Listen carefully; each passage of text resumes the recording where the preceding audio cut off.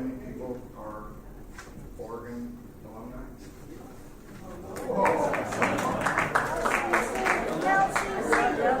Very warm. If it's your first time in Yachats or the Yachats Commons, our facilities are at the end of that hallway and to your right. So, just so you know. Special thanks to the University of Oregon, to Candace Horder and Joanne Steinhardt, who work for the University of Oregon, and also to Mary and Kim Avey, Yachats residents, who've been very helpful in getting this program to happen. If you have electronic device, i.e. cell phone, please turn it off or vibrate so it doesn't interrupt the program. I'd like to call on Don Groth. We have two events coming up that are related to tonight's presentation.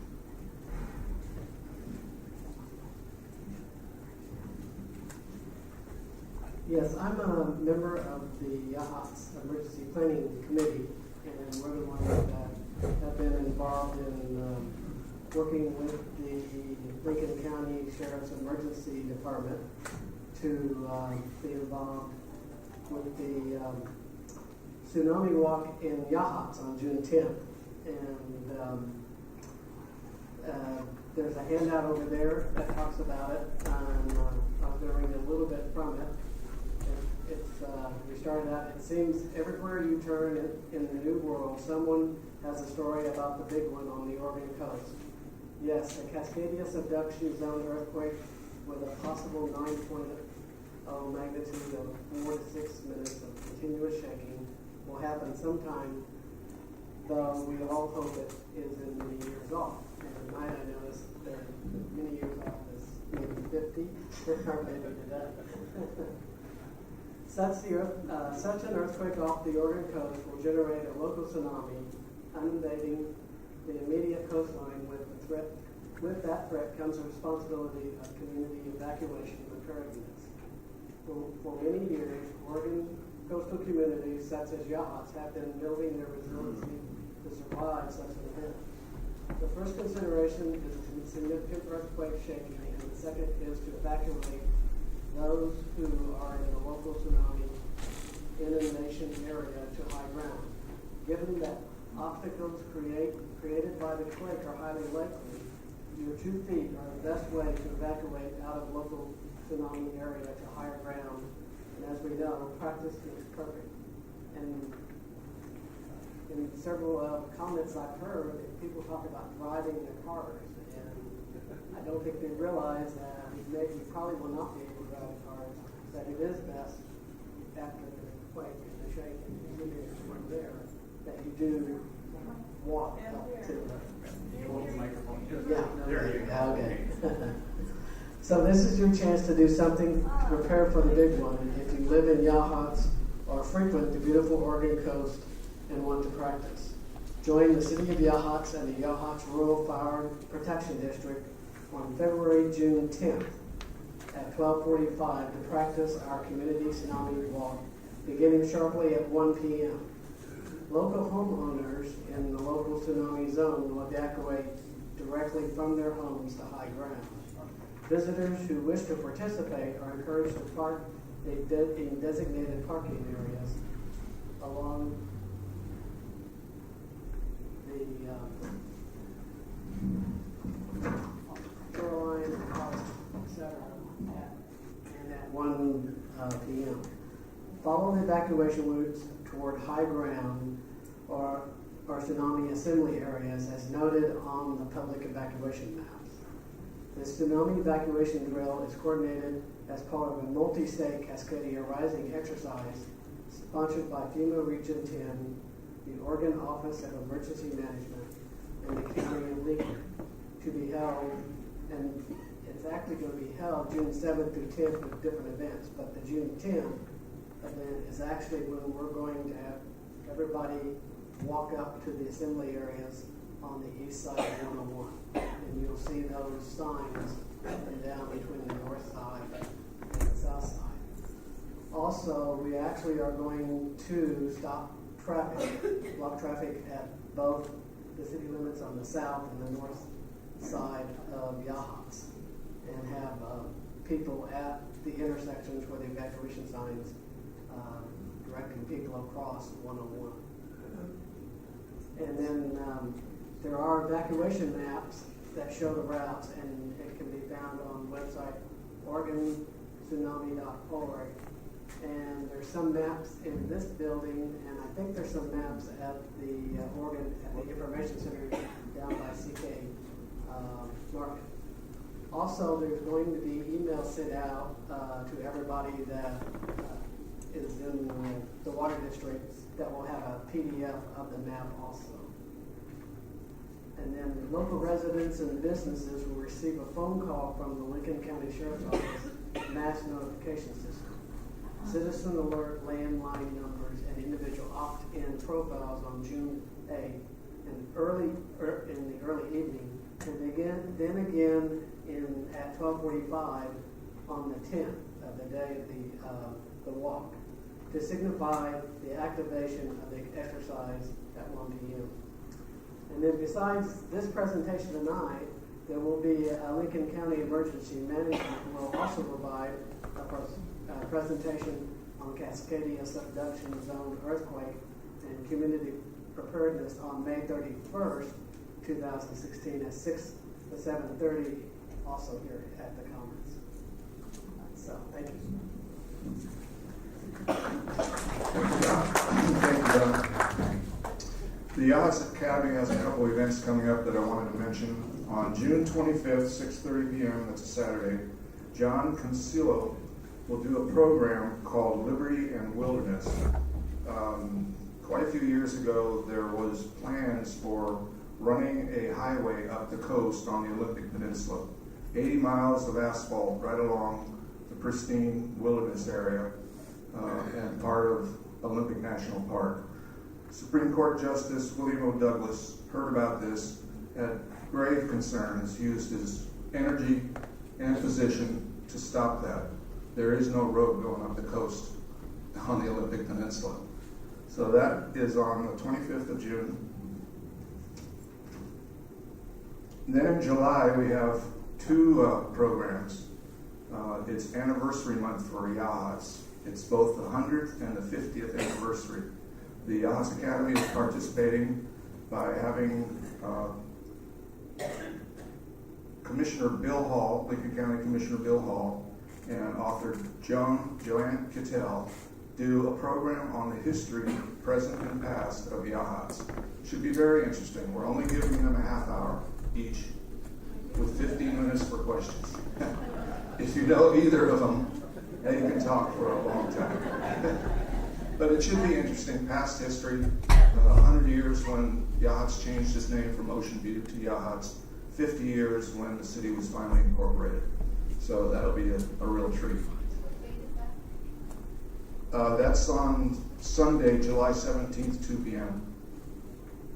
Then on Sunday, July 31st, 2 p.m., we have Matt Love, who has been with us several times. This program will be on the 50th anniversary of the Oregon Beach Bill, which you know, if you've read any of his columns, he is a strong, strong supporter of the Oregon Beach Bill.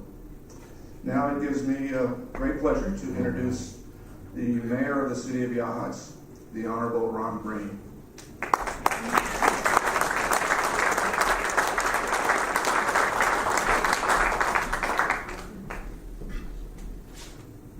Thanks, Don. We never had an opportunity to celebrate in Yachats, and if we can find a way to do it twice in the same year, we will. 50 and 100. Special thanks to the Yachats Academy of Arts and Science for the wonderful programs they present for us, organize for us, and especially for this one tonight. It's a topic that is of concern to all of us who live on the coast, and it's frankly a concern across the state. One of my colleagues, the mayor of Redmond, figures that he will be the center of gravity for all rescue efforts and recovery efforts because he has a little airport over there on the other side of the Cascades. So people are talking about it everywhere, and the whole issue of resiliency is one that is of importance at many levels. We have two speakers tonight, and you're going to have an opportunity to ask questions, but we ask that you wait until both speakers have finished before you do that. Our first speaker is Dr. Leland O'Driscoll. He is a research associate at the University of Oregon, where he conducts earthquake monitoring in the Pacific Northwest. His doctoral work focused on large-scale tectonic processes using seismic imaging and geodynamic modeling. I hope he tells us what that means. All of which is informed by prior training in geology. He is managing the Oregon component of the West Coast Earthquake Early Warning System, participating as a field seismologist in the Pacific Northwest Seismic Network. That's PNSN. I'm going to use that several times so I don't have to say all those words, PNSN.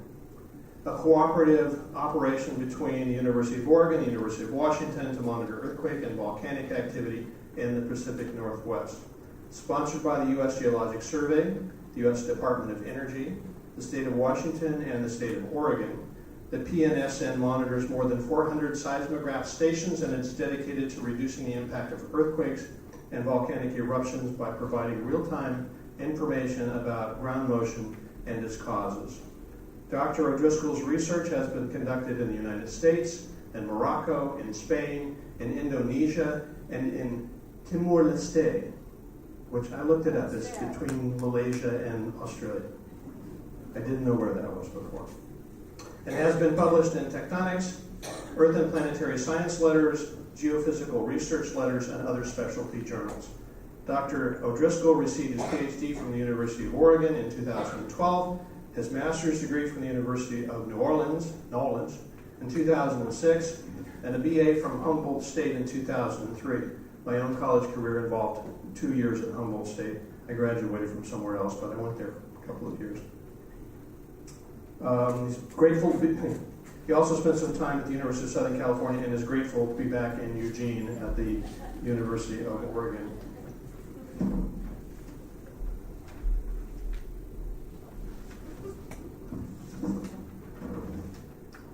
Dr. O'Driscoll is the first of two presenters, as I mentioned, and we've asked you to save your questions until the second presenter has done, and I will introduce her in just a little bit. Dr. O'Driscoll?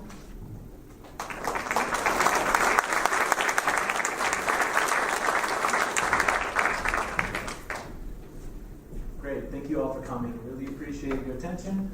What better could you do on a Friday evening, right? Well, I'd like to thank the Mayor for being here for the nice introduction and hosting us. I'd also like to thank Don Niskanen from the Academy and Yachats here for hosting this event. It's good to hear about the various exposure the community gets here. And I'd also like to thank the Yachats Commons and Leon for setting this up here. So thank you very much. How am I doing on sound, especially in the back? Okay, a little bit more back there. Okay, so I'll just stay nice and close.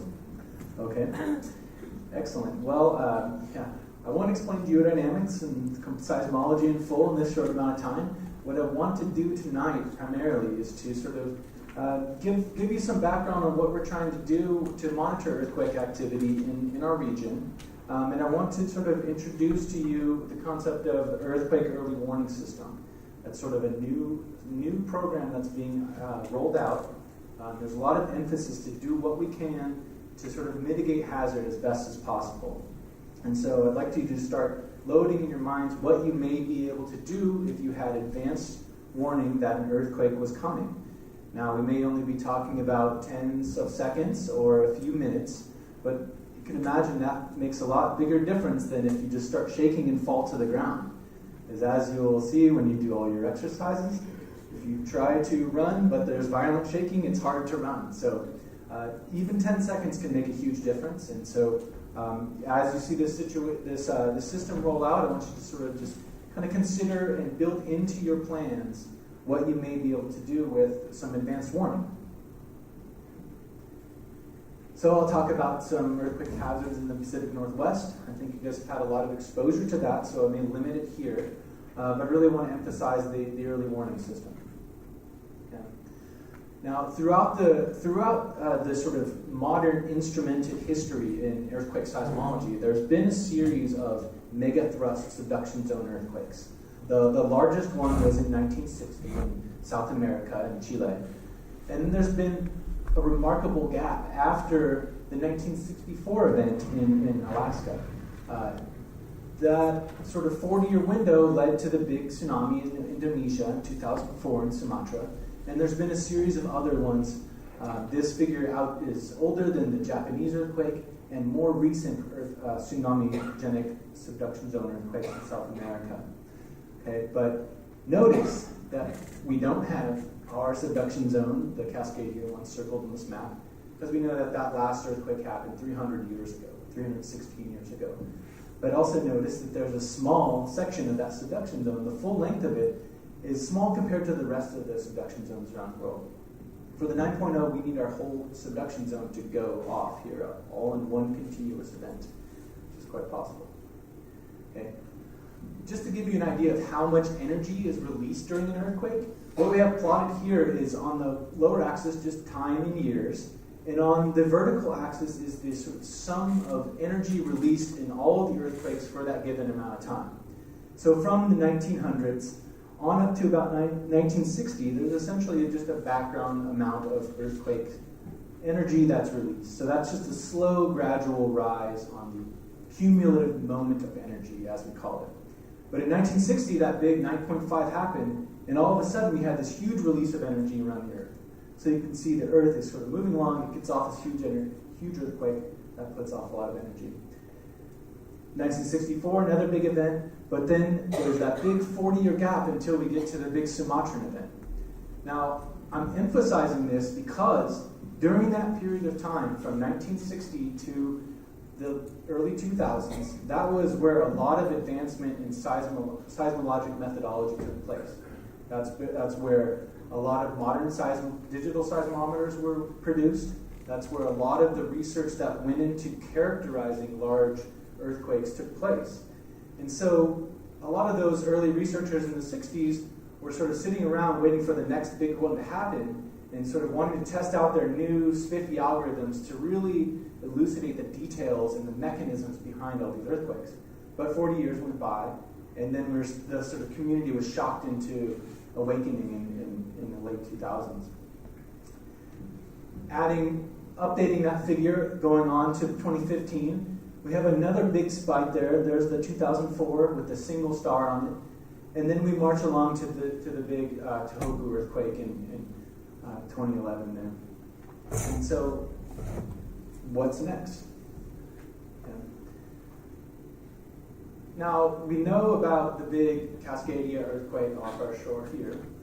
There's some ideas that the full thing goes off, it generates a tsunami that sweeps out through the Pacific Northwest. There's good evidence of the last event, as I'm sure you've been exposed to, both in coordinated Native American stories throughout the coast here.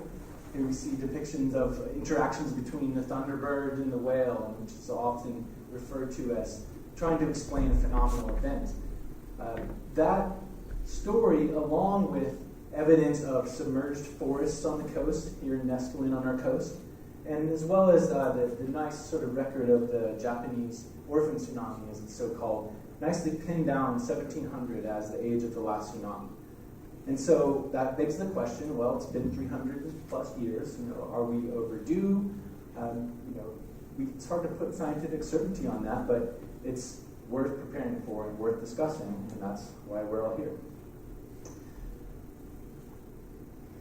So, another way to try to accurately put some constraints on the recurrence interval, I'm just picking one of the recent studies, led primarily by Chris Goldfinger at Oregon State University, is looking at turbidite event history, or offshore underwater landslides. Okay? And by drilling out in the offshore channels at all the white locations off of our coast, he's able to sort of tease out a record of what he inferred to be earthquake-generated underwater landslide deposits. As a result of those studies, he put together a timeline, here sort of converted into a more digestible manner by Dogami, our state survey, to show that within the time scale of the human time, here we are at Kennewick Man out in 8000 BC, on up to 2000 years ago, roughly see that magnitude of earthquake 9 happens, on this case, every 300, 350 years, or a smaller event, 8 point something, happens at yet more frequent intervals. I'm here picking the more sort of the higher frequency study, just to sort of emphasize the potential to say, hey, every 250 to 300 years, we may have a tsunami-genic event here. There's other studies that suggest longer recurrence intervals, mostly led by the USGS and Brian Atwater's nice work. But regardless, I'm not really here to get into the controversy of the recurrence interval. I really want to just discuss, okay, let's be ready for the big one. We should accept that within scientific uncertainty, it could happen right now. So let's move forward with that notion and sort of say, what can we do about this? Okay. There are other seismic hazards throughout the United States, but also in our region. Here is the sort of summary of the whole seismic energy potential or probability throughout the whole United States. Notice along our west coast, we have this area in red, which is the highest ground exceedance to be expected. That's where the coast of Oregon is closest to the subduction zone offshore. All the way down to Cape Mendocino in Northern California, with a similar very high potential for earthquake activity. But then that same band of orange follows its way along all the way north, right along with the Cascade subduction zone, as well as crustal faults that are within the North American plate, the overriding plate. So there we are. If we look a little bit closer, we can see a few sort of scenarios of what we expect would happen with the Big 9.0. The coastal region, our whole corridor that we sit in, will experience the highest shaking energy. And then inland, there will be affected zones in the I-5 corridor and on east. Part of the statement about the Redmond being the new airport is that it's in the lesser damaged regions. The other, you sort of see a general pattern here, right, of red, orange, yellow, etc. That's sort of a model of what happens if the whole subduction zone goes. But notice there's little spot-wise pieces in here, and there's been a lot of localized studies that sort of say, hey, if we look at the soil profile in a given town, and we see that it doesn't respond as we did to a little test shaking event, we maybe calibrate them out. Point being, there's a lot of variation within this, specific to certain towns, that would show there's variability based on the localized geology. And an important point about all that is we really need to continue to pursue localized geologic studies to see what the response to ground shaking would be. So the sources of earthquakes in the Pacific Northwest are mainly divided into three categories. And they're sort of broken out here into, the largest potentially shaking event is the Cascadia magnitude 9. That's the locked zone that connects the Juan de Fuca plate that's descending beneath the North American plate. That's our biggest concern. That lies offshore and dipping down into the Earth's subsurface. We also have deeper intraplate earthquakes that can happen in the downgoing Juan de Fuca plate. That, in the event of the 2001 Nisqually earthquake, those happen at roughly 30 to 40 kilometers, but they can sort of be inland and under the land surface and generate up to 7.0 in that case. So we sort of need to think beyond just the offshore fault and say, well, we can also have significant events that are local to non-megathrust boundaries. And lastly, the yellow ones depict some of the crustal faults that we have. So there's faults that are running through Klamath Falls, or there's a couple local smaller faults along our coastline, and as we get up into the Puget Sound, there's thrust faults that cut right under Seattle and Tacoma. There's other historical events that produce earthquakes on the order of magnitude 5 to 6. All of those being generating elastic waves that we could record with seismometers. We need to do our best to instrument the region, identify the earthquakes, and report back what happened. So if we pull up the historical seismicity in the region, sort of notice this stark contrast between the south side of the subduction zone in Northern California, the central portion, and then the northern portion up towards British Columbia. Well, there's a couple things going on here. The Juan de Fuca plate that's offshore of us is moving towards the east and descending under North America. Well, on the edges of that Juan de Fuca plate, it's crumpling along and sort of struggling to move because it's adjacent to the Pacific Plate, and there's a sort of competition of the Pacific Plate racing off towards the northwest in comparison to the Juan de Fuca Plate going under our coastline here. In the green yellow dots, those are most of the earthquakes that are in the North American Plate. In California, there's the San Andreas Fault System that's essentially terminating into the southern edge of the Juan de Fuca Plate and generating a lot of crustal seismicity there. Similarly, up in Washington, that whole system is converging in the upper crust and creating a lot of local earthquakes in that region. In Oregon, we're sort of somewhere in between those two scenarios, and there hasn't tended to be a lot of historical local crustal seismicity. And this is one of the things that makes Oregon unique in the sense that we know we have a large earthquake potential off our shore on the big megathrust fault, but there hasn't been a lot of local seismic events that's kind of kept us awake. Right? So we go to sleep on this big earthquake, but we know that, one, that can happen, and we look to other regions where there's a lot of local seismicity and say, oh, well, if I'm living in, say, for example, Los Angeles, and there's a 4.0 every year, it's constantly loaded in my mind. And so that's something that we're starting to do better with here in Oregon, to sort of say we do have this potential, but without that wake-up call, it's hard to keep this loaded in our immediate forefront. So what gives rise to all of these earthquakes? Well, what we have plotted here are permanent GPS systems that are positioned throughout the western United States. We track those GPS over time, and you can start to plot out the motion of the crust of the western United States.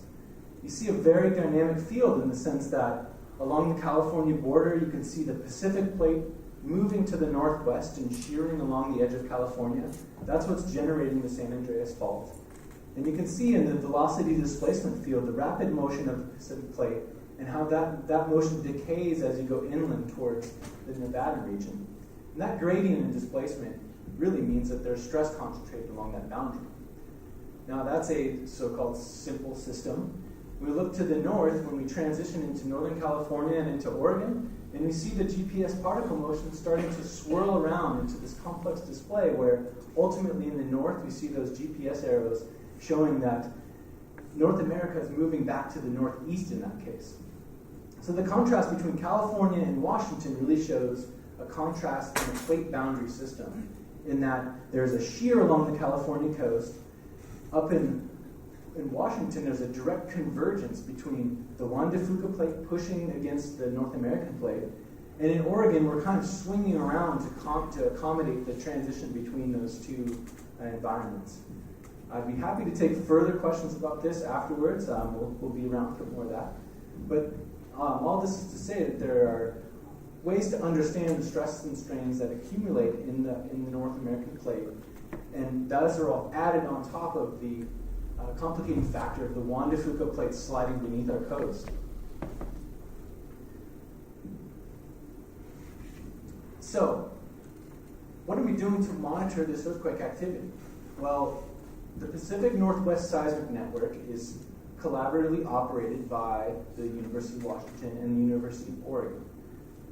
Recently, with the onset of the earthquake early warning system, the University of Oregon has had a terrific opportunity to up their role in participating in this monitoring effort. And in fact, at the university, this is one of our sort of areas of excellence in that we're sort of really striving to find regions of research that we can sort of succeed in and recruit new faculty at the university and really try to do our best to understand and unravel some of the complex problems. One of these areas of emphasis is, in fact, in the geologic sciences. And what we're able to do is sort of leverage that effort at the university to participate in the Pacific Northwest Seismic Network and really try to roll out and advance this monitoring network. I'd encourage you all to go to the PNSN website to see really the results of all this monitoring. If you go pull up the webpage right now, you'll see events that happened today. You can interact in those events and see which seismograms recorded it. You can see the data, where the stations are located, and go back through the historical archives and really see where all the earthquake activity is located. There's also tremendous outreach material and background on the subject that we're discussing. So the current status of the seismic network is something like this. It's a continually evolving thing, but generally speaking, there are hundreds of seismometers throughout the Northwest. They sort of break down into three general categories. One really important one, especially for the big one, is called the strong motion accelerometer. That can experience the full shaking of a large magnitude event and record its full dynamic range of motion.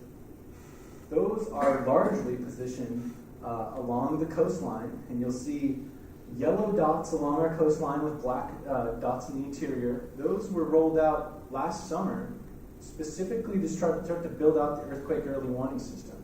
And in fact, there's one at the top of our slope, right above us, right here, that is currently on. We could go look at its data and see if we're making our own earthquakes. There are also short period seismometers that have been really good to put out an acquired environment, and then you can listen to things like volcanic tremor or really small scale signals to both record distant earthquakes or local earthquakes. And then there's finally a category of seismometer called broadband, which is essentially good to image the interior structure of the earth, capture small earthquake activity, and use it to sort of put context on the short period seismometers as well as the strong motion. So all that is to say, there's a mix of seismometers here. One exciting thing that the university has been able to do is leverage with the state and with a few of our representatives, like Congressman DeFazio in particular, to have Oregon as a state contribute really the first pool of money to buy seismic equipment. And those are shown in the red circles that mostly go throughout the Coast Range and through the Cascade Range. And those have filled in a bunch of critical gaps in the seismic array, which we'll go through later why gaps matter in the array. So we're in a work of progress. Quick example of what some of these things look like. We worked throughout the year to go service and maintain these stations. On the right, you'll see a spot in the Western Cascades. There's solar power that provides energy to a battery system. That goes underground to a seismic sensor that's sitting under a pile of rocks. It doesn't really look like much on the surface, but it turns out it takes a lot of work to configure the electrical systems and the telemetry systems, calibrate the seismometers, and send all that data back into a main processing center. It's a beautiful site that's out above Sutherland. I-5's in the foreground. This station is, there's right by this orange box. There's a radio that's sending the data down to Douglas High School, which is another opportunity we have to interact with educational network throughout the state. They receive our data, pass it through to the data processing center, and in the meanwhile, we get to interact with students at times, with teachers and educators, and really try to sort of build both ends of this, from the technical end all the way through the educational outreach end. Another station up at Pine Mountain Observatory, it's one of the UO sort of sub-campuses in so many ways. We dig holes in the ground and put the seismometer there, insulated for temperature and for wind and air currents, and sort of button it up and just leave it there and observe it from afar. Tomorrow I'll be going and dragging the battery out to try to fix one of these things by Roman nose. It'll be fun. The point being, these things are all over the place. I showed you 400 of these. And that's just the tip of the iceberg for the earthquake early warning system, which I'll show later. So we record earthquakes. Here's a snapshot from yesterday of PNSN's earthquake page. You'll see earthquakes throughout the region colored by the size of the symbol and the color of the symbol. Those refer to the size of the earthquake that happened and the time in which it happened, respectively. So I don't know if you can notice, there's a cluster of earthquakes right here. That's Mount Hood. That's been in the news a little bit lately because there's been increased activity. Those are typically related to the plumbing system of the volcano starting to rumble a little bit. Doesn't mean that the volcano is going to blow, but it gives us good reason to keep an eye on it. This is one of the utilities of why we do this. The PNSN was originally grown out of the 1980 Mount St. Helens eruption. You can also see a cluster of earthquakes in Mount St. Helens that's also been recharging its stores. So, great. Almost a year ago, there was a 4.2 earthquake, 4.1 at this time, right by Eugene. It really shocked people because we haven't felt a lot of crustal earthquakes. But here we are, July 4th. One happened right under the Eugene Water and Electric Board's earthen canals. So now, a year later, they're going to buy some sensors because they're concerned about earthquake activity. It shows them really stepping up to try to participate. But this is one example. If you clicked on one of those events from the last page, you'd get to a map like this. You could view the event page. You could look at all of the stations that recorded that particular event. Here, a measly 4.2, which might have waken you up if you were right on top of it. But you can see stations to the north, to the west, different types of stations, all recording that same event. And we can use this respective data to essentially map back the exact location, the size, and sort of record that event in particular. We can also use the stations to record what are called shake maps, that for the accelerometer case, if we see that the ground is accelerated a specific amount, we may know we've exceeded engineering threshold for a dam, or for a hospital, or for a bridge. And so that's another sort of what I call here near real-time products, meaning that the earthquake happens, do some analysis, and we produce a product like this that says, okay, if you, in this case, if you were sitting in Tacoma for this earthquake, you would have only experienced a moderate shaking there in green. So this has kind of been where earthquake monitoring has stood over the past. And one of the ways we sort of put this out is either through, the police type methodologies of notifications, essentially any warning system in that case was sort of after the report saying, hey, something happened, this is now you know that this has happened, right? But we want to do better than that. Okay. So the typical for an earthquake, the earthquake happened, and then this is minutes on going out to the right. So, within a few tens of seconds in the past, we could sort of say, well, we can approximately locate the earthquake. And then as the earthquake energy spreads out, you can better diagnose exactly what happened and the size of said earthquake. And then so within a few minutes, you could say, okay, we have an accurate calculation of the location and size of that earthquake. That's still useful for hazard preparation. You can start staging supplies, start sort of saying, hey, we know it was a 7.0 that happened right on the coast. We need to start staging our supplies and prepping our emergency airports. And then as it goes along, we'd have sort of a longer term sort of interaction with the press and phone messaging and things like that. But what we really want to do now is start to focus in on these early critical seconds in here. And that's where I'm going to spend the rest of my time talking, is that what about those first few seconds, and what can we do to produce a better product that's more useful for us in society and in industry to sort of better be prepared for earthquake activity.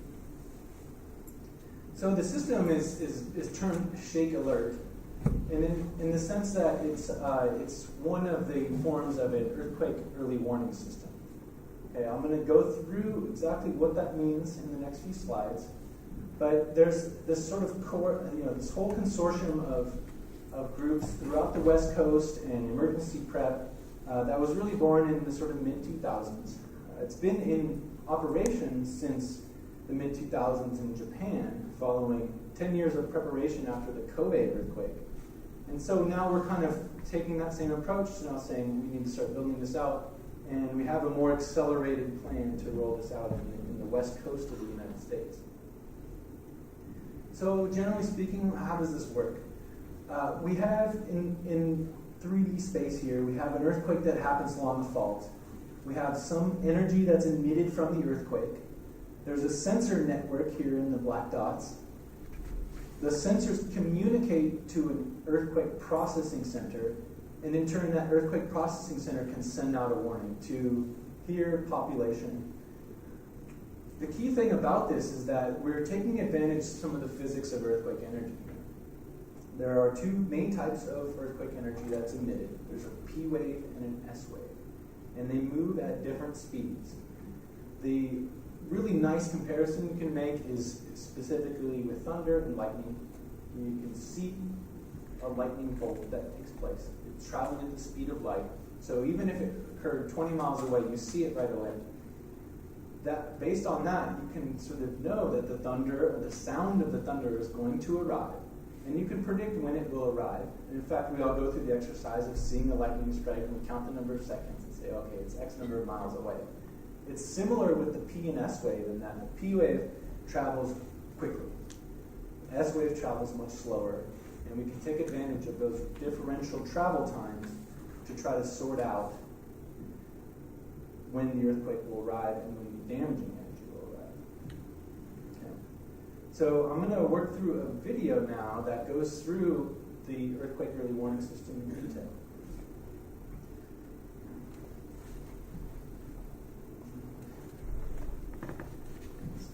Let's skip ahead to the Cascadia. This video is a nice reference that you can find online at UNAPCO.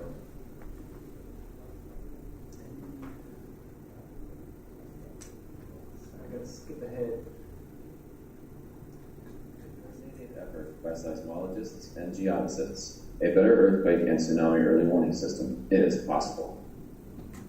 To understand the components of early earthquake warnings, let's watch an animation of a hypothetical magnitude 9 Cascadia subduction zone earthquake. The epicenter is offshore of Port Orford, a scenario to give optimal warning times for Portland and Seattle. The earthquake generates seismic waves as it ruptures northwards. 10 seconds after the P waves hit the coast, the seismic network locates the hypocenter and determines the magnitude as 7 or larger. It cannot say how much larger. As S waves arrive, the Port Orford GPS station lurches seaward, indicating significant ground displacement. Knowing they might have little time after shaking stops to reach high ground, residents evacuate immediately. 20 seconds after initiation, rupture moves past Cape Blanco. S waves produce strong ground movement, and the Cape Blanco GPS station lurches 10 meters, indicating that the Port Orford station wasn't a fluke data point, but that this earthquake is greater than magnitude 8.5. Tsunami warnings are issued for coastal communities and broadcast throughout the Pacific Ocean. Coastal towns farther north, like Coos Bay, Oregon, have about 20 seconds warning, which allows people to drop, cover, and hold on, get away from dangerous machines or chemicals, and shut down gas and electric supply lines. Okay, so for a little bit of context here, what is being sort of illustrated here is what happens for the full length of a 9.0 rupture. We've only made it partway into this video, but a couple of things that have already been demonstrated here is that the earthquake occurred in the southern edge of the subduction zone in this case. It released the red and yellow energies, which are the S wave and the P wave respectively. So when they first came up with the warning time for Cape Blanco and Coos Bay, those were based on the earthquake that took place down south, in this case, south of Port Orford. And so we're already sort of grasping the case that we're 20 seconds into this event. It's first calculated to be a 7.0 earthquake because only the southern section of the fault went. But then as the energy slowly moves its way outwards, more sensors start to capture that energy and recalculate it and update the estimated magnitude. Now, this is going to continue to go forward until the full rupture takes place. And so there's a couple of key points that took place here in that first of all, there were sensors located along the shoreline. We can't take that for granted. There are also GPS stations that were able to capture the full magnitude of shaking and give a more accurate calculation of the magnitude of the earthquake that took place. And then as we start to sort of capture that throughout the whole seismic array, then we can continually update this and ultimately be able to give forewarning along the event, in this case, further to the north. We could have the same scenario where the earthquake happens, it starts in the north and it zips its way to the south. But a couple things to take away already at this point are that we need the network to capture this event. Here, this has only been 20 seconds, but the full duration of a magnitude 9 will last for minutes. Okay, and so there's often a misconception that you have an earthquake at a singular location and it releases its energy and that's it.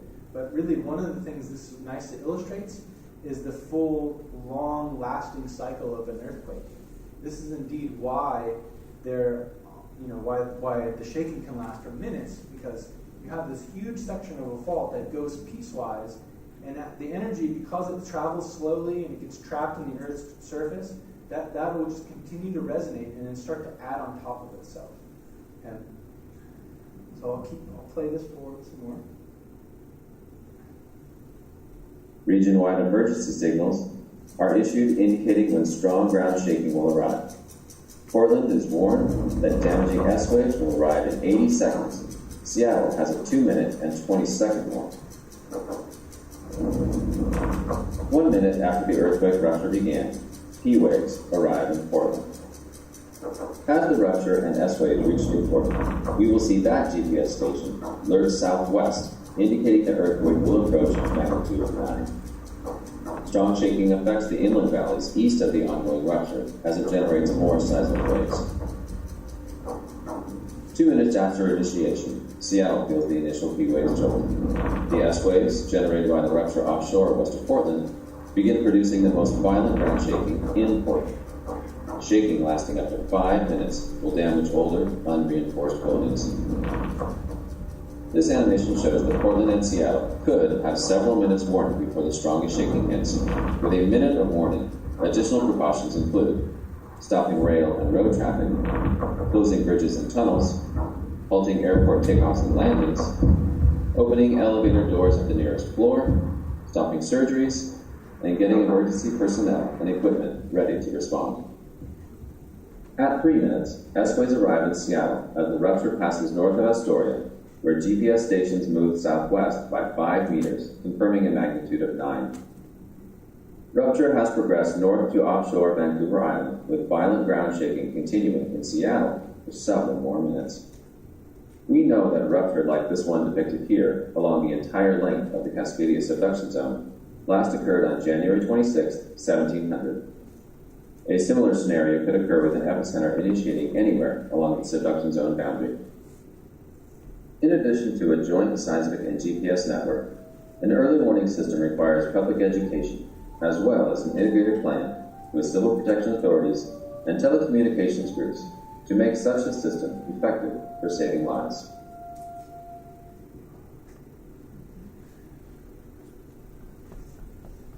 This video has always had that kind of impending doom in the background.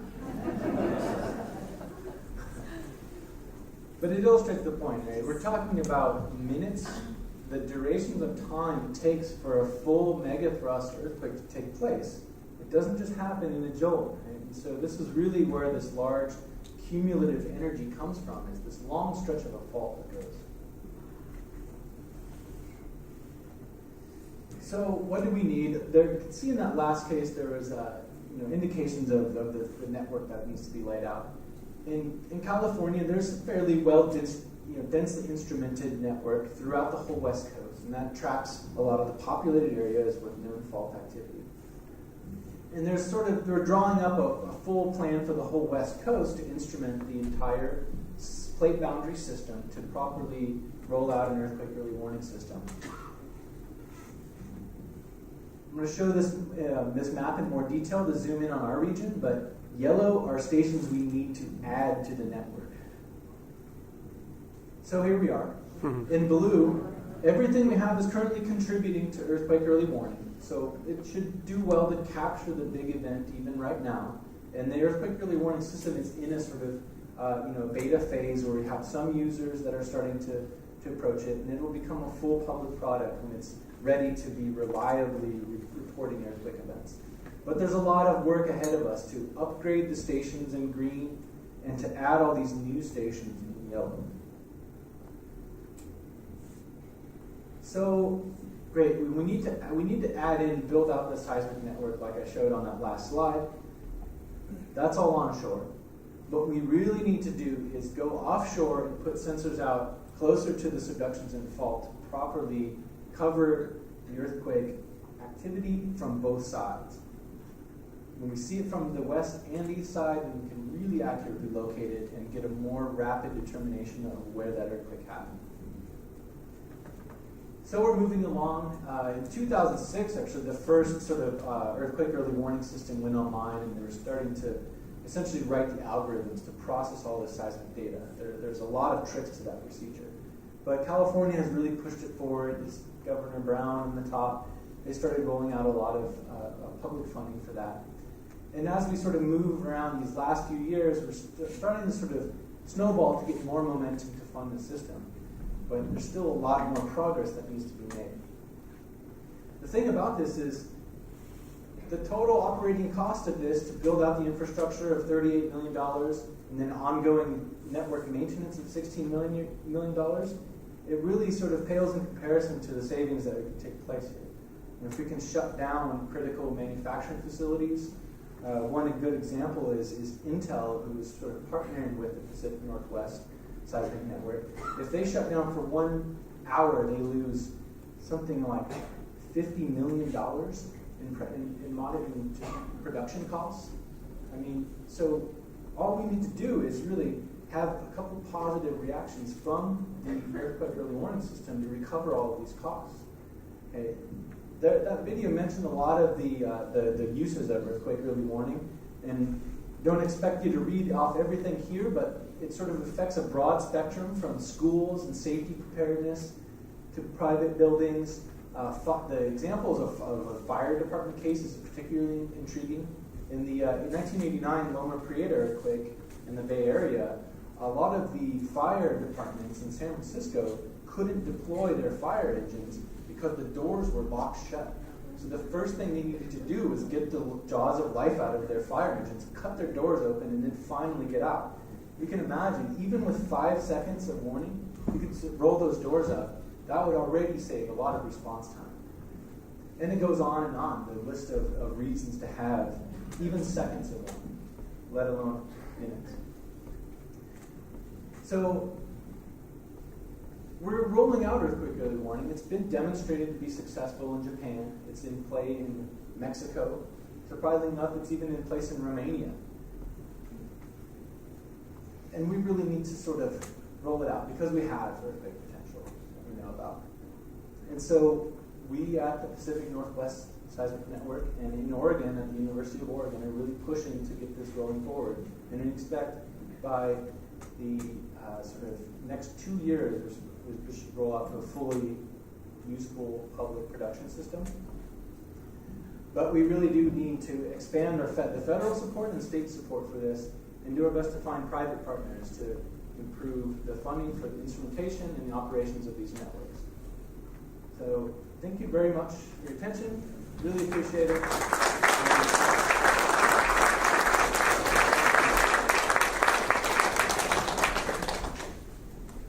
And so I'll stay around to field questions after Krista presents. I'm going to pass the mic back to the mayor. Thank you. All right, next we have Krista Dillon, who serves as the Director of Emergency Management and Fire Prevention at the University of Oregon. Her work includes managing emergency management planning, training, and response to a variety of hazards and threats to the University of Oregon. She currently serves as the chair of the Public Safety Committee for the 2016 U.S. Olympic Track and Field Trials. Krista has a master's in community and regional planning from the University of Oregon. Welcome.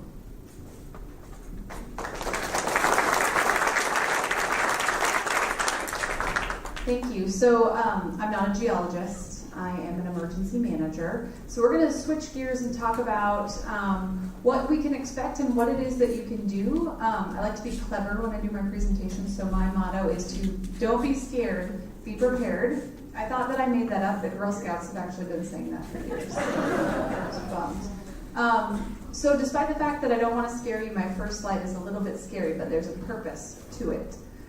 So the state of Oregon, after the Japanese earthquake, started to look at if we have a chance of having this particular earthquake in the next 50 years, where are we in terms of infrastructure vulnerability, critical service vulnerability? So they did a study to determine how long we think it would take to restore some of the things that you see. So I want to point out a couple of things for you. Electricity on the coast could take 3 to 6 months to restore to 90% of the population on the coast. Again, this is looking at the whole state in its entirety. Police stations may be out of service for 2 to 4 months.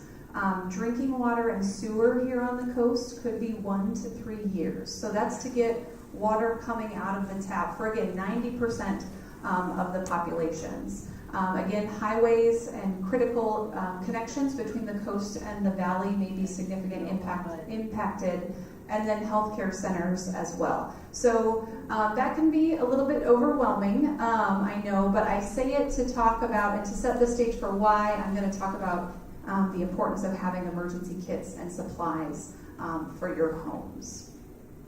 So when we talk about preparedness, there are a lot of things you can do. There are simple things, there are free things, there are things you can go home tonight and take care of. That's where we're going to start, is to talk about the really simple things, and I'll work our way up to intermediate and more advanced steps. So the first thing is to make a plan, is to think about what's my situation, where's my home located, what are the things that I can put in place. This particular plan can help you from the earthquake perspective, that's what we're focused on today, but it can also help you think about maybe winter storms and how you're going to have supplies for something like that as well. Talk about your plans with your friends and family. If you have family members who don't live here, you've got kids in other parts of the country or the state, talking through what your plan is with them. Thinking about any sort of kind of camping gear. This is one of the nice things about being Oregonians, right? We like to camp, we like to be outdoors. That means you probably have a lot of supplies that are going to be helpful from the earthquake perspective. So just thinking about how you're organizing those things. We also will talk in depth about an emergency kit. There's a brochure over on the table that I'll go through in a little bit. And then you can also think about things at your home like strapping your water heater. That's really important if you have gas utilities because that's a potential fire hazard. But your water heater also has about, depending on the size, 40 gallons of water that you could use as part of your emergency water supply. And then also thinking about furniture that you may want to protect or keep from tipping over within your home. So when it comes to family plans, one of the things to think about is where am I during the day? Where are my significant others during the day? I've done this same process for myself. If you're familiar with Eugene, I work on one side of the river. My husband works on the other side. Our home is on the other side. I have a daughter that goes to school on the other side. So one of the things we sat down was, if this happens when I'm at work, what's our plan? How are we going to meet up? Who's going to pick our daughter up from school? Those types of things. So thinking about the fact that parts of Yachats are separated by bridges, thinking about where's the coffee shop that you go to, where's the grocery store that you go to. If that's across a bridge from where your home is, thinking about how you might have resources in the places that you're at. I understand here that if any young kids who live in Yachats go to school in Waldport, so if you've got family members who have school-aged children, coming up with a plan, and maybe you have a friend who lives in Waldport who could pick those kids up from school until you're able to get folks back together. But again, thinking about those places that you go. Maybe you take frequent trips to Florence and thinking about what would I do if I were down there if this were to happen. The other thing to consider is having a meeting site. So maybe your friends and family, you might live on the other side of the bridge to the south. Do you have a site that if you happen to be on the north side, you say, we're all going to meet up at this particular location. We're going to go to Bob's house and visit Bob. So having that plan and talking through that with folks. You may also want to have that conversation at a bigger picture. If it's no longer safe to be in Yachats, are you going to go to Salem? Do you have people in Eugene? Coming up with a place where you would like to go after the fact if you're not able to stay here. So now let's talk a little bit about emergency kits. This is a picture of that brochure that I was talking about. One of the things that we found getting feedback is that it can be really overwhelming. If you were to look at all the stuff that you need to have depending on the size of your household, and if you were to go out tomorrow and purchase all of those things, it can be quite expensive. And so what we've done is we've put together just a weekly shopping list. So you can simply pick up 3 or 4 things this weekend, a couple more things next weekend, and slowly build your kit over time. So some important things to think about. Number 1 is water, and the recommendation is that you have 1 gallon of water per person per day, and that would include pets too. And this covers both drinking water and water that you need for hygiene. And there are a bunch of different ways you can handle that. You can get bottled water, you can buy those 5-gallon jugs of water. My husband and I have to admit, it was after the New Yorker article came out, I said, we have to do something about this. Costco actually sells a 55-gallon drum that has a filter on it. It was like $120. shipped it to me in the mail, and now I have enough water to take care of our household for a week or two. So there's lots of ways you can store that. The other thing is food. Thinking about non-perishable food and having enough to take care of your family and pets. We used to say, let's have a 72-hour kit. Let's have a 3-day kit for emergencies. That's great for winter storms, but when we're talking about Cascadia, we really want you to try and put a kit together for at least a week, maybe 2 weeks, even 3 if you can. And we'll talk some examples of what we do with food in our house. I know growing up in California, when I thought of our emergency kit, I thought of things like fruit cocktail and Vienna sausages, right, of canned goods that maybe aren't exciting all the time. So one of the things I really encourage you to do is the types of foods that are listed in that kit are just suggestions. Purchase the things that you eat on a normal day-to-day basis. I have a 7-year-old. She likes bean and cheese burritos, so I have a ton of cans of refried beans in my pantry. We use them on a regular basis, but I replace them before I run out. So other strategies that we've taken is to buy 2 of something. So I put 1 item in my kit. I'll use granola bars as an example. I buy a box of granola bars, I put 1 in my kit, and I put 1 in my pantry. When my family's eaten the one from the pantry, I take the one from the kit, I put it in the pantry, I buy a new one for the kit. So that way I don't end up with spoiled food or food that's past its expiration date. We're cycling that through. So thinking about that as you go through. Other basic things, battery-powered radios, flashlights, first aid kits, a can opener. It would be terrible to have a great supply of emergency food but not be able to open it. You actually can open cans by rubbing them back and forth on your driveway or the road. It will eventually wear off the seal, so you can open cans without a can opener. The one that I like to point out up here that I think is very, very important is cash. I'm terrible because I always use my debit card. I hardly ever have cash with me. But after the earthquake, our debit cards aren't going to be working. We may not be without power for a while. And so in order to get things after the earthquake, you're going to need to have cash. I will pick on my husband and use us as an example. If you put cash aside, don't use it to order pizza or buy coffee. If you do that, you want to make sure you replace it. The other thing to think about is maybe having smaller bills like 5s and 10s, because if you find that you just need to buy 2 water bottles and all you have is a $20 bill, you're probably going to spend $20 to buy that water. And so we have an envelope, and every week at the grocery store I might get $5 back, and I stick it in that envelope so that over time that we have that.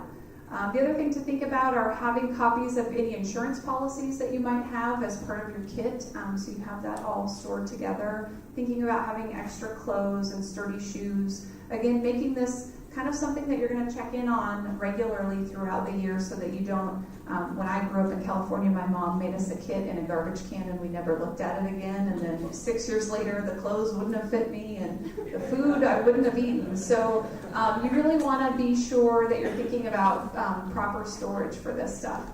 The other thing that I like to say is that you probably already have a lot of this stuff. Even if you don't have an official emergency kit, this is also not my pantry. I wish my pantry looked like this. You probably have a lot of the things from those lists already in your home. So looking around and identifying what you already have. There's a lot of non-perishable food that you see in here. Also taking advantage of sales. When peanut butter goes on sale, I'll buy an extra couple of jars just so that I have some additional ones at home. So depending on how much storage you have, again, you may have a lot of what you already have. Don't forget your can opener. The other thing is to take a look in your garage or your shed. So when I look at this picture, I see a couple of tents and some chairs. Those might be helpful if you find a situation where maybe you're not able to stay in your home. There's also those look like maybe 2 or 3 gallon water jugs. So that's a place where you might be able to pull that out and store some water. The other thing I see here is camping fuel. So if you have a camp stove or a barbecue, those are really great alternative cooking sources. Most of us have those laying around. And I'll talk more about barbecues in just a second. The other thing to think about is, do you have a little mini kit in your trunk of your car? Or do you have a little backpack at work? a couple of water bottles, a couple of snacks in there, first aid kit, sturdy shoes, so that if you find you're out and about, you have some really basic supplies with you. Again, this is a good idea from a number of different hazards. Winter storm, if you're out and about, you've got some basic things that can be helpful. When we think about looking around your home, this is a home from the Japanese earthquake, and just thinking about maybe you have a hutch with your, heirloom family china in it. You can attach that hutch to the wall, use museum putty to try and keep those things from tipping over. Does anyone like to drink wine? No wine drinkers here, okay. This is a sad picture, right? So this is my plug for Franzia and boxed wine. It won't break. Again, this is an example of a water heater that's strapped. This is a potential fire hazard if you have gas, but it's, again, also potentially 40 gallons of water that you can drain from the bottom and use for your emergency kit. Newer homes come like this automatically. Older homes, you'll need to do it yourself. You can buy a kit at most home improvement stores. It's pretty easy to do that. You'll also want to know if you have gas, how to turn that off. I will say that if your home is in the inundation zone, don't worry about this. This is for the people who live outside of the inundation zone. So one of the things we do at our house is I just keep a wrench right next to it, so I don't have to go into the garage and try and find where that is. So you just buy an extra wrench and stick it right next to that utility shutoff. So the other thing to think about, and I alluded to this earlier, is thinking about your original documents. Passports, birth certificates, marriage licenses, if you own any property outright. Is that stuff in a bunch of different places in your house? Is it in one place? Think about maybe getting a fireproof safe and keeping it there. Again, that's going to protect it from a home fire, but it also will have it in one place. The other thing I like to point out here is this last bullet on the right, and a home inventory. So one of the things that is, again, free and quick and easy, go home and take a picture of all of the rooms and sort of the contents and the things that you have. So if you ever were to have an insurance claim, again, doesn't have to be earthquake related, you've got a set of pictures that show the items that you had in your home as you make that claim. All right, so those are the easy things. The next level up are some of the intermediate things, and I'll show you some examples. The next step is to think about whether or not your home is strapped to its foundation. Again, newer homes, this typically happens, but you can hire a general contractor to come out and bolt your home to the foundation. That helps ensure that it doesn't bounce off and may help ensure that you can stay in it afterwards. The top picture on the right is a solar power generator, so thinking about alternative power sources. If the plugs aren't working in your home, you may want to purchase a standalone generator. You could run your refrigerator off of that. You can run other things. You can also start to think about having larger quantities, so not just a simple earthquake kit, but having more items available. I've got a slide about earthquake insurance in just a second. The other thing down here is propane. So one of the strategies, again, with that rotation idea, at my house we have a barbecue, and I've got the propane tank that's in the barbecue, but I also have a spare. So that if the earthquake happens to happen when I'm almost done with that tank that's in there, I've got a whole nother one. So again, not a lot of cost, it's just having that extra one that's going to give you the ability to boil water so that you can cook your non-perishable food outside a little bit longer. When it comes to earthquake insurance, again, I'm not promoting this. This is a decision you all need to make individually. But earthquakes are not covered by your standard homeowners policies. It is an additional policy. Typically, the deductibles are 10 to 15% of your dwelling value. So you have to have, you're going to go through significant deductible before that insurance policy will kick in. The average annual cost in Oregon is about $200 to $300. But it can also, it'll cover repairs to your home once you've met that deductible. And then sometimes it also covers temporary housing. So if you're not able to stay in your home, it can cover a hotel room or another rental for you to stay in while your home gets fixed. And then the last set is our more advanced preparedness techniques. This is more about making preparedness a lifestyle than just having a kit in your garage. I'll talk through some of the examples. So this home is completely off the grid. They don't rely on the local utility company for power. That's an option. In the earthquake, you may still have power in your home if you are off the grid. Again, I don't work for Lincoln County, but there's a program called the Community Emergency Response Teams. I'm not sure if that's something that's here, but it is a training program where people get basic emergency response training, first aid training. That's typically available through a city or a county emergency management program. You may have a garden. Gardens are great sources for emergency food. If you know how to can, that's a way to help preserve that stuff a little bit longer. This picture down here on the bottom right is a rain catchment system. So having a rain barrel on your home, if you had a filter, that can be water that you can then use as part of your emergency kit. The other thing that we like to promote a lot in Eugene, people ride bikes a lot. We anticipate that it's going to be very difficult, if not impossible, to drive cars, but you'll be able to ride bicycles around. So if you don't have one, get one. Also, this one is a cargo bike, so they've got beer on there. Very important, right? Priorities when it comes to the earthquake. The last thing, which is a little bit difficult to see, but if you remember back to the slide about the sewer system, so it's possible that our toilets aren't going to work afterwards, and they may not work for a while. And so there are systems that you can purchase that are basically 5-gallon drums with toilet seats on the top with the appropriate chemicals inside to help deal with that. I'm currently trying to convince my husband to just purchase an outhouse, the bucks, we call them bucks, just to be in my backyard. I haven't quite convinced him to do that yet, but there are alternatives to those types of things as well.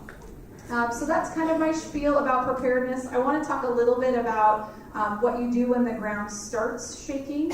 I'm sorry if there's any Beaver fans here. But again, when the ground starts shaking, you want to drop, cover, and hold on. Now, the one change to this protocol may be when that early warning system comes into place. If you're in a building that may be unsafe, we may change how we're giving these instructions, because if you can safely get out before the earthquake happens, we'd want you to do that. But until that's in place, we really encourage people to drop, cover, and hold, because the majority of injuries happen from just stuff falling from the ceiling as people are trying to get out of a building. So that's the number one, is to drop, cover, and hold, and then leave the building as soon as you can, but repeat that process if there's an aftershock. So if you're in the process of getting out of your home or a building and the earthquake happens again, you'll want to drop, cover, and hold again. With the earthquake, at least our guidance to our folks on campus is that we don't want people going back into buildings. These are more like municipal buildings, until we have someone check to make sure that that building is safe. The one thing to be prepared for is aftershocks. I think the statistics from the Japanese earthquake, I think within a couple weeks afterwards, they had several hundred earthquakes that were 6s or greater. So aftershocks will continue for a significant period of time, and they may not just be little ones, they may be significant ones. And so I think that's important. Here on the coast, we want you to leave the tsunami inundation zone as soon as possible. I have this image here of the city of Yachats's inundation zone. So again, from a family planning perspective, one of the things you may want to think about, if you live in the yellow, that's the inundation zone for the Cascadia, if you happen to live in the yellow, perhaps you want to make friends with someone who lives in the green and keep your kit, have a backup supply kit there, and kind of have those relationships. We're laughing about it, but it's not a bad idea to have some supplies. I know that the city of Cannon Beach has a program where they have some storage locations that are available to residents that are up outside of that inundation zone, so you don't have to worry about trying to take your stuff with you. I think they're kind of like rental lockers where you can have your items available in any of your community assembly locations. A couple of other kind of cool projects that are happening around the state. Florence is part of a pilot project called the Blue Line. They actually physically painted the tsunami inundation zone on the sidewalks and the streets. So you know when you are walking down this particular street that you've left the inundation zone. So this is a really great, I think, outreach tool, mainly for visitors who may be showing up who don't know that they're in the inundation zone. But again, just gives you that visual cue of now I know that I'm heading into a direction that's safe. Lastly, I have a couple of resources for you. Again, I'm not going to be able to speak to any questions about what Lincoln County's preparedness plans are. I work for the U of O, but they do have a program. Sounds like they'll be here in a week or so. The other thing I wanted to point out is there is a website. What I find is that I do these presentations, and if I could check back in with people a couple months later, people tend not to do a lot of things. But there's this program called Do Something, Do One Thing. You basically sign up for it, and on the first day of every month, they'll send you an email and say, hey, it's June 1st, check your first aid kit. Oh, it's July 1st, check your water supply. So I find that that can be a helpful reminder if you lose the brochure you got from me tonight and a couple months down the road, helps just kind of give you that reminder of what to do. The other thing that I think is really helpful is to tell someone about it. Share the information that you've learned with your neighbors, share the brochure with them, talk about what you all might do when it comes to the earthquake, because I'm too prepared, said no one ever. And with that, I'd like to invite the mayor up to, I think he's going to moderate the question and answer piece.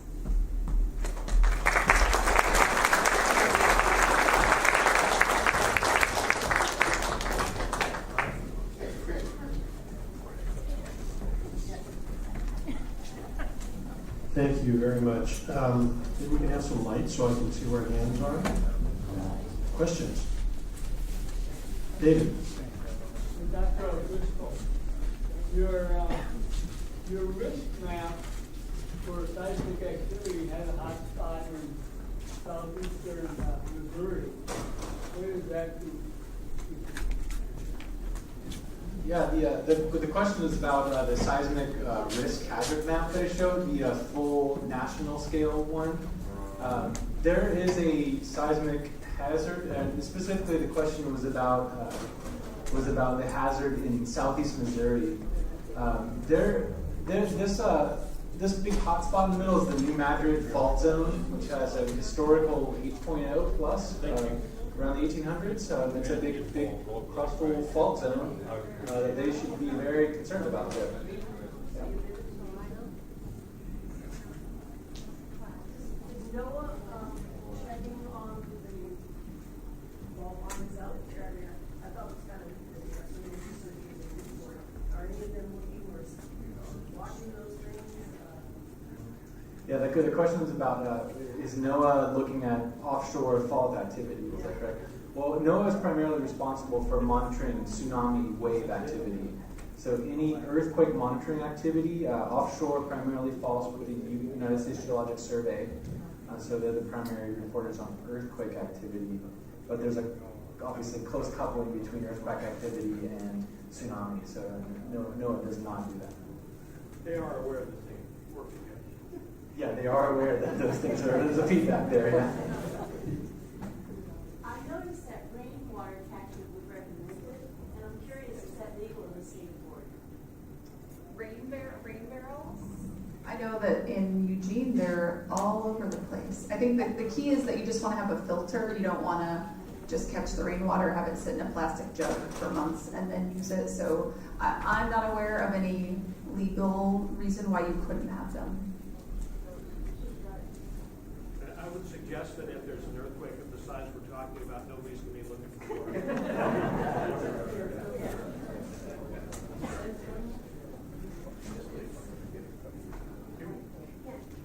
If you live in the inundation zone, what kind of time frame are you looking in this that you is there even a point in having an emergency?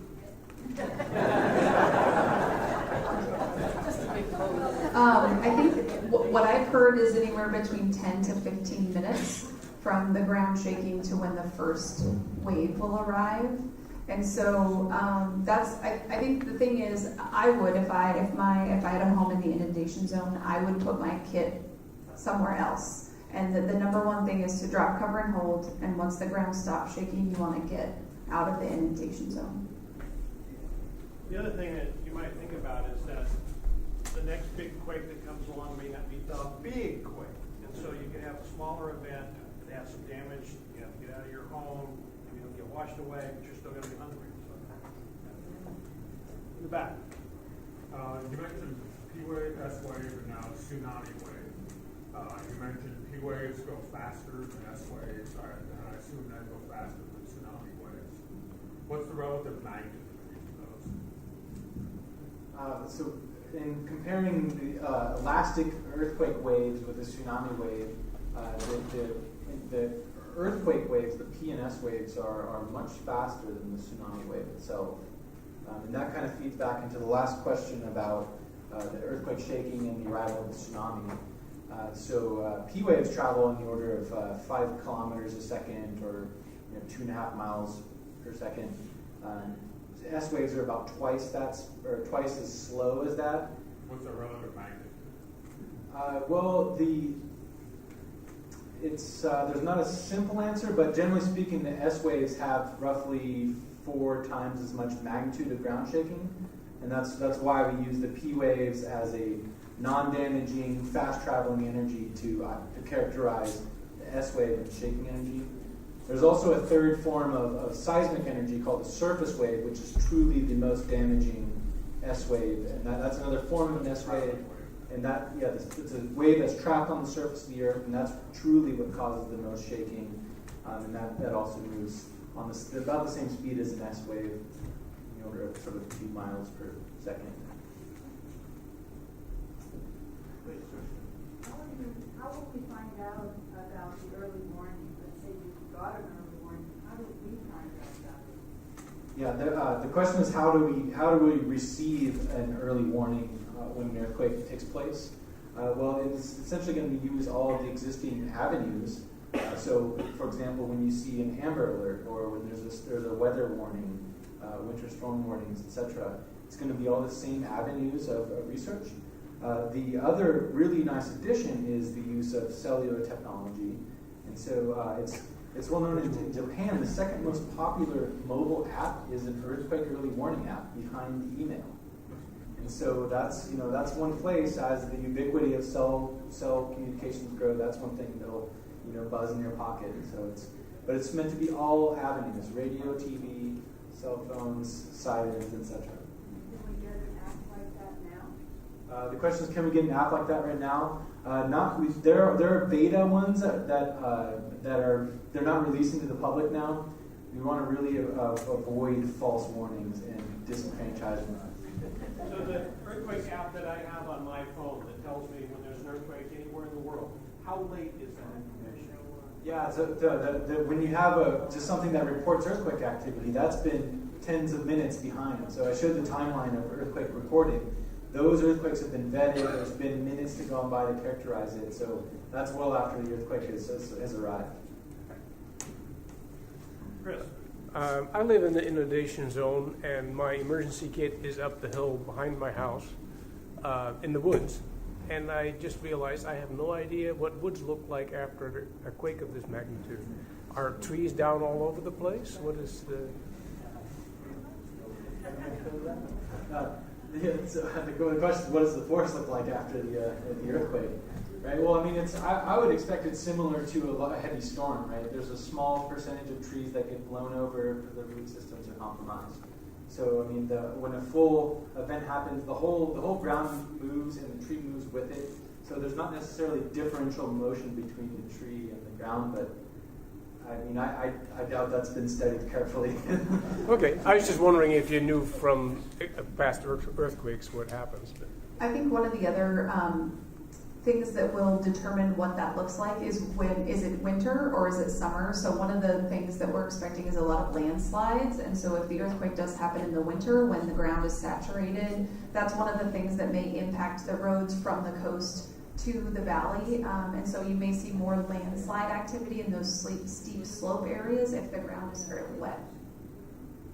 Thank you. During the October 12th storm, my family was away from power emergency things that we had even then. We had to use a chainsaw to get to our emergency. Back here. Is there any way of predicting a tsunami wave height based on the So can we predict tsunami based on 9.0? Yeah, so the thing about the height of the tsunami is there's a control about the height of the tsunami wave based on the depth at which the fault unlocked. And there's a relationship there, but we don't know right away exactly where the fault slipped, and therefore how much of the water column was displaced upwards. And in fact, that was one of the surprises with the Japanese tsunami event, is that it broke the surface and displaced more water than anticipated. There's a scaling between the two, but I'm not aware of a direct correlation or direct prediction in that. We have a follow-up on that? Yeah, the inundation maps don't seem to correlate with the stories we hear at the height of the tsunami waves. It seems to me that the inundation zone is much too low. Yeah, I mean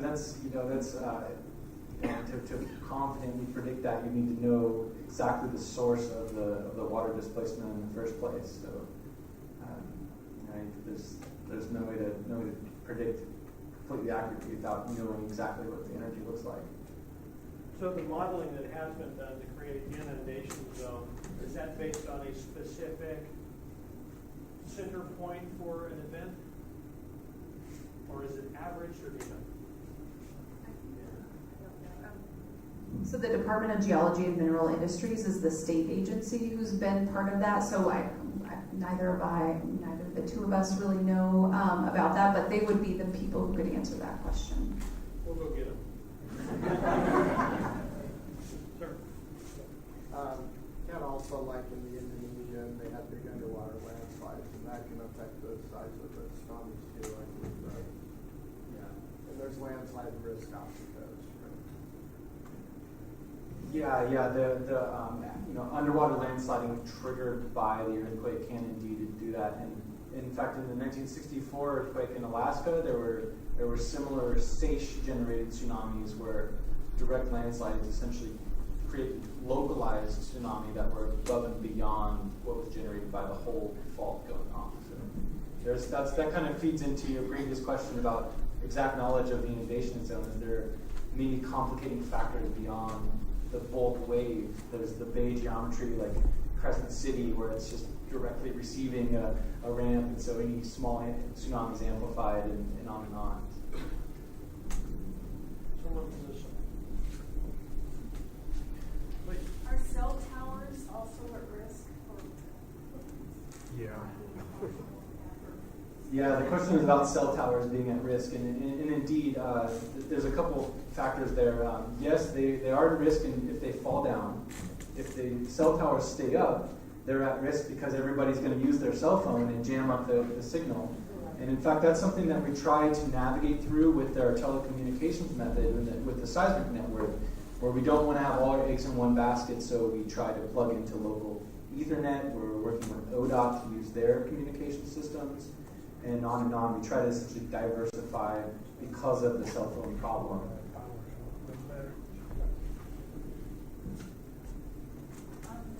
In the case of the 9.0, when the shaking classified units, can you describe what might happen to just a normal house that is bedrock? I'll put on my engineering hat that I don't have. I think with that level of ground shaking, if You should probably repeat the question. okay, sorry. What would happen to a home with the 9.0 ground shaking that you can expect? If a home is not connected to the foundation, it could jump off the foundation, and then you can have significant damage. And so that's probably the extent of the way that I can answer that question, because that's not my area of expertise. Yeah, I think that was the most critical point, and in fact that it's another reason to wait out the full duration of the event. You sort of think it's done and it hasn't happened yet, and keeps shaking. So there's also the sort of facades. If they don't come off right away, like a brick facade in a building, that could come down after increased shaking, whereas in the early stages it doesn't. So I mean, you kind of expect the structural instability to just collapse in that sense, and then hope for better. Does there have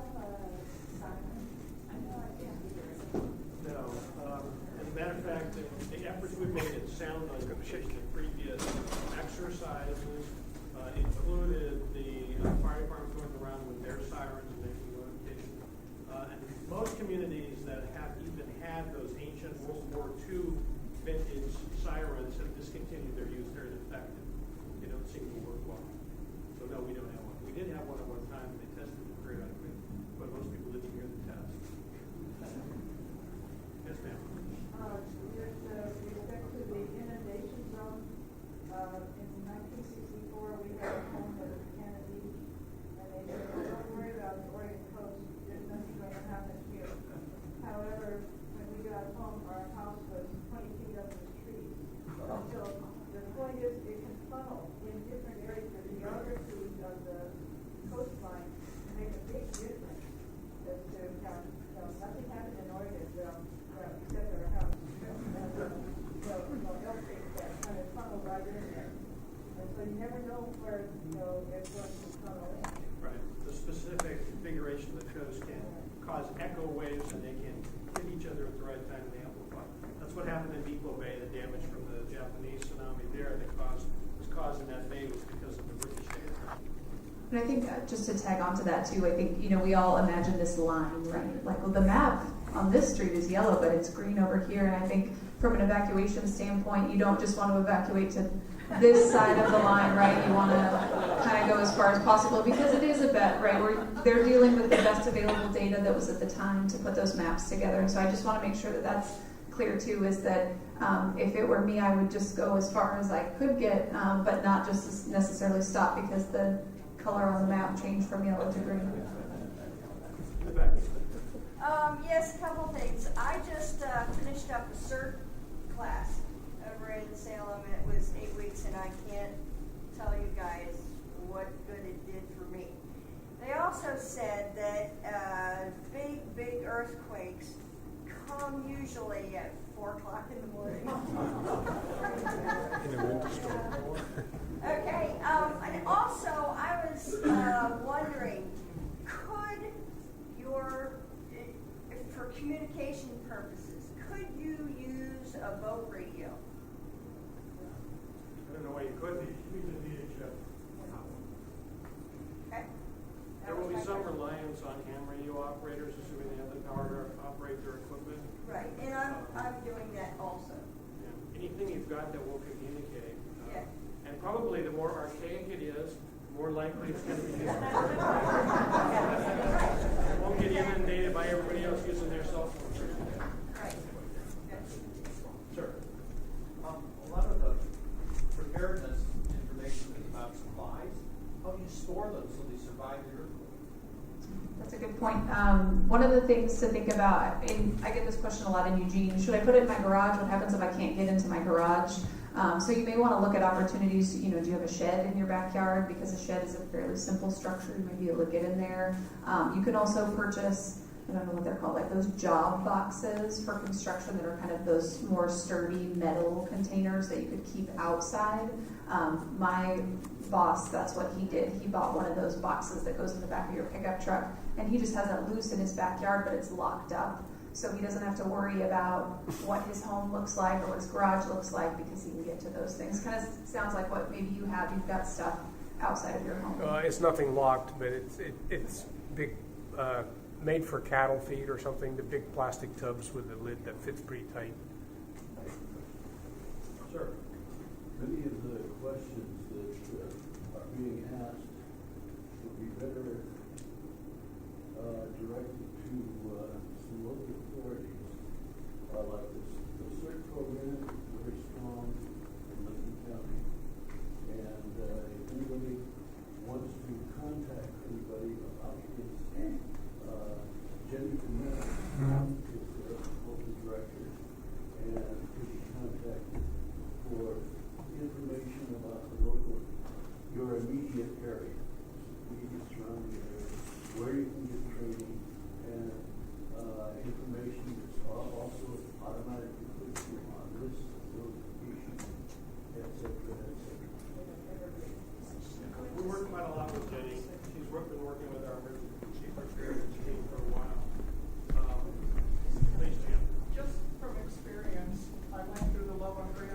way, don't put your supplies in your garage. You're not going to get to them. It shifts the cars, it shifts the whole, puts everything like, you know, find someplace else to put them. To follow up with just comment on Jenny, I went to the Walport presentation she did with the Lincoln County representative, and I would highly recommend that as a companion to this. One of the things that she said was that one of the plates would shift under the other, and the actual level of ground would drop. Is that like 5, 10, 15 feet, depending on where you are? Is that right? Yeah, Wind it it's, down a little bit, or just waiting for the ultimate response to that question? no, it's been observed that it's on the order of 10 feet, the ground motion will lock. It's just the accumulated strain, the ongoing uplift, and then when it's relieved, there's a drop of the bottom. That's how the ghost forest was born from the last earthquake. So, yeah, that definitely changes things. So, let me ask you a follow-up question on it. On the sort of the geologic scale, it's my belief that the coast range is rising because of all this activity. But on the event day, there's an immediate subsidence. Yeah, that's exactly right. There's the cycle called the interseismic locking and the seismic release essentially. So currently the subduction zone's locked. It's buckled. Where we're standing right now is moving inland and upwards from that pushing, and then that motion is instantaneously reversed when the big earthquake happens. And then the cycle starts over again. So we're 316 years into locking and uplift and eastward motion. And just some additional comments from being in the Loma Prieta earthquake. A few things is that the earth itself starts looking like liquid. And so if you're thinking you're going to be walking someplace to get to a safer location, you may not be able to get there. So think about that. And then the next thing is that any kind of building, chances are the glass is going to be breaking. You don't want to have broken glass falling on you or being around it. The third thing is that you may want to pay attention to your own intuitive warning system, because just as you described, you know how waves kind of pull in before they come out? You've ever been surfing or something? So energetically, you can sense it too. I noticed that morning before the earthquake, I sensed it and I wanted to go to sleep. I was so tired and I felt so heavy. And so we may not have an electronic warning system, but you could pay attention to your own human warning system and animals. And I don't know if there's any scientific studies along those lines, but that might be much more accurate. Well, thank you all for coming tonight. I really appreciate your attention. This is great.